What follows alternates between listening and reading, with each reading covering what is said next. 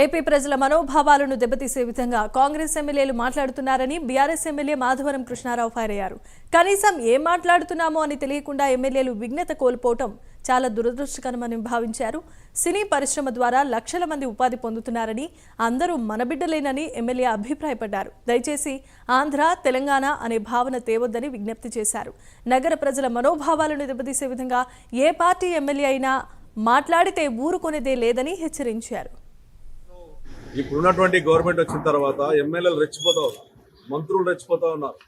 ఒక చిన్న సంఘటన ఆంధ్రలో వెళ్ళిపోండి అనే విధంగా భయంకరంగా ఒక ఎమ్మెల్యేలు మాట్లాడు.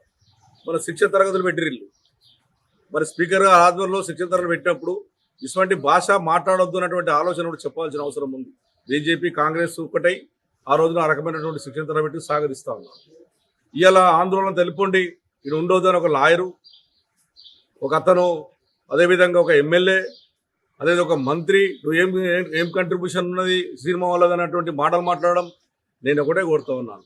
ఇక్కడ హైదరాబాద్ నగరానికి సినిమా ఫీల్డ్ తెచ్చిందే చెన్నారెడ్డి గారు ముఖ్యమంత్రి 1989లో. చాలా మంది తెలియదు.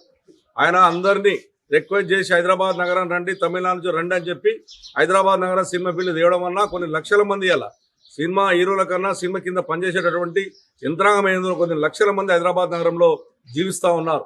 అసలు వాళ్ళని పొమ్మనే అధికారం ఎవరు రాను అని అడుగుతా ఉన్నాను.